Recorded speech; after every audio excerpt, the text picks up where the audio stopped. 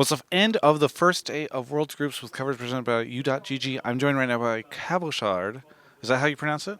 Cabochard, yeah, exactly. Okay. I just always want to double check with the European players because sometimes I don't know. You're feeling pretty goddamn good right now, right? Yeah, insanely well, yeah. So what happened? Take me through how did you guys win?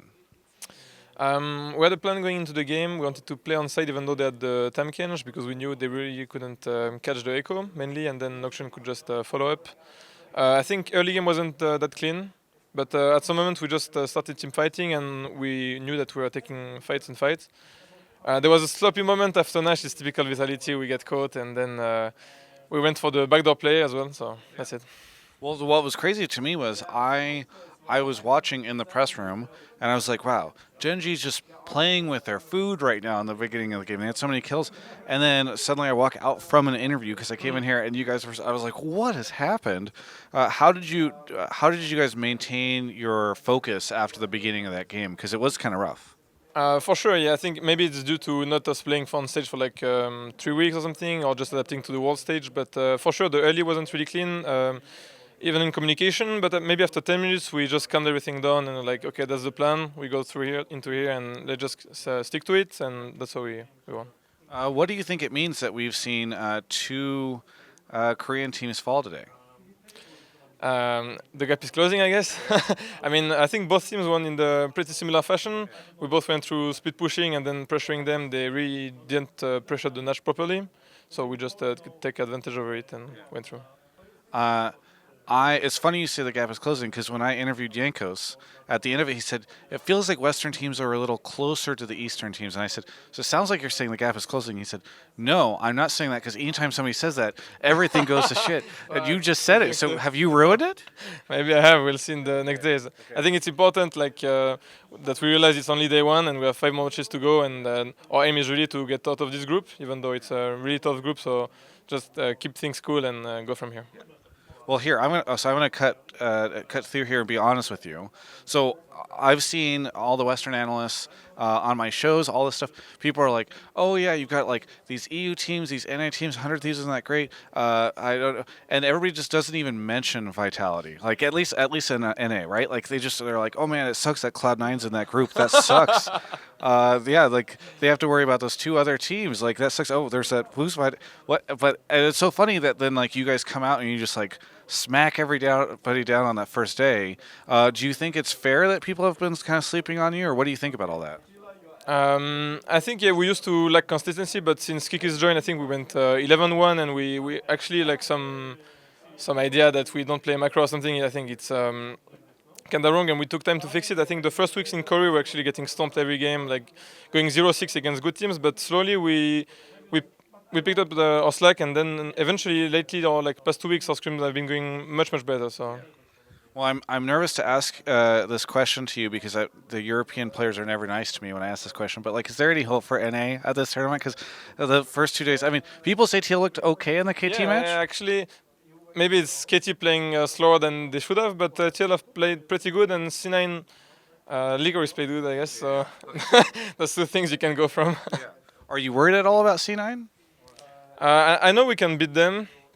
Today, I think RNG had a really good plan, and they actually took the game very clean, even with this mistake top lane. So I think we can go win a similar manner. Yeah. What do you think is causing some of the upsets or the closer games? Is it actually that the gap is closing, or is it just like because first week of Worlds groups always is kind of like this, right? It's a little flippy. Yeah, to be honest, I expected Korea to play better on the 3 matches. I think Genji. Even with the early game, they should have just taken the game, I'm pretty sure. But then they just gave us way too much and took the wrong fight. So, and Africa was pretty much the same. They were just not playing. You were watching them. They were staying very like back. And I think normally Genji they used to that, and on the second week they play much better. So we'll see about that. Yeah. All right. So setting aside the West, if Korea's not looking good, is it really going to be China, you think, this year? Is there a chance that China's going to rise up? RNG is actually the final boss everybody's claiming they are? RNG looks pretty damn good, and from scrims, IG looks really insane as well, so maybe, yeah. What is it like for you to be here in Korea competing? What's it like for Vitality to be getting ready for this? What's it been like behind the scenes? I think it's great, the experience you get from just playing a few weeks here screaming the greatest team, it's like 10 times more than if you are just playing in Europe. You know, like some games are really sloppy when you play against the lower teams in LCS, and here when you play against those teams, you feel like every single mistake is gonna get really punished super hard. You can't. Every creep you go, it's a battle. You know, you're not playing with one hand like maybe you are in Europe. So you just get much better quicker, and it's really great. Who are your players to look out for? Are there any that like you respect a lot? You wanna face? You're excited to watch? I would say Smeb and Duke. Not Duke. Smeb. Wait. It's real. I would say Smeb and Doshai. Okay. Very good. Is there anything that you would say to any of the European fans who are probably just like losing their mind after today? You guys in G2? Um, as I told you, I think it's day one, but we knew we could pull it. We did it, and now we just have to keep going from here. Keep on going. Well, thank you so much, Cabochard, for the interview. Really hyped to watch that happen. I mean, maybe the what is it that Yanko said? The West is getting closer to the East. Maybe we'll go with that. But thank you so much for the interview. For everyone else, you can check out the rest of my coverage of all things Worlds right here on my YouTube channel. You know what's interesting about vending machines? It just makes me think a lot about the choices that we make in our life. You know, you're presented with an option where you put some sort of resource in, and then you're able to acquire something. And there's just rows and rows. It's so similar to life. The different selections that you can make. It also kind of reminds me of Champion Select. And you're never sure if you're going to be able to make the right selection here. But you could be sure you never make the wrong selection in Champion Select if you use u.gg, our sponsor.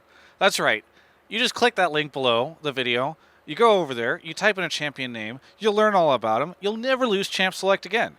And then you'll just be vendoring out wins. Like you could just put some money in a machine and then you get the wins. It's just u.gg. It's free. They're our sponsor. Support them.